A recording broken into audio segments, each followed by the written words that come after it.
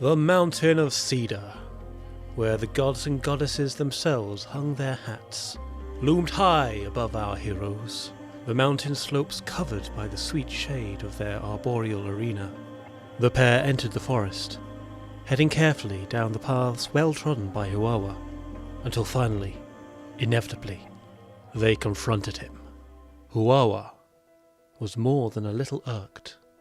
Gilgamesh, surely you are not foolish enough to be taking counsel from this savage.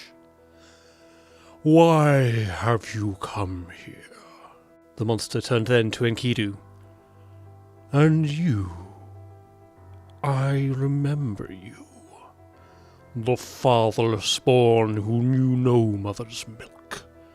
I watched you in your youth and let you be. Perhaps I shall not have been so kind, for now here you are with Gilgamesh, standing like you think you can take me. I will slit Gilgamesh's throat and feed his flesh to the birds. Bring it, punks! As Huwawa moved in his fury, Gilgamesh was once more filled with terror, but faithful Enkidu was quick to rally him, and battle was joined. They smote the ground, earth bursting asunder at their feet. Teeth smashed and weapons clashed, their violent cry ringing across the land. The throes of battle shattered Mount Syrian and Lebanon. The clouds turned black, raining death over all. Gilgamesh and Enkidu held their own against Huwawa for what seemed like an age, but it seemed they could not land their finishing blow. That was until a gentle breeze started up, a cooling harbinger of the aid to come.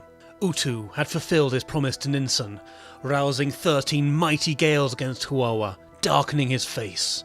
Huwawa was distracted, enough to allow Gilgamesh to break through his defences, his weapons to reach the beast.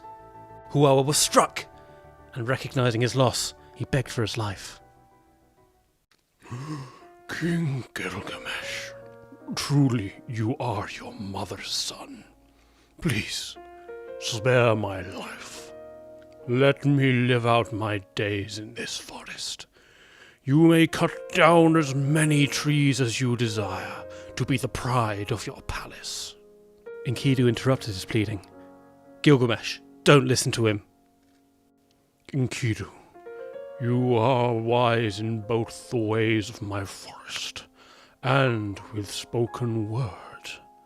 Perhaps I should have killed you in your youth, yet now it is you with my life in your hands. Please, tell Gilgamesh to spare me. Hurry, Gilgamesh, end this monster. Let us establish everlasting fame, ideally before Enlil finds out we've killed his guard dog. Enkidu, you'll sit there as his hireling, doing his bidding. Tell him now, spare me! No, kill him quickly! Let history tell of Gilgamesh, who slew ferocious Huwawa, and again, time is of the essence, and Enlil is not gonna be happy. On hearing Enkidu's goading, Huwawa understood that his time had come. So bitterly, he spat his final words as a curse. May neither of you live to old age.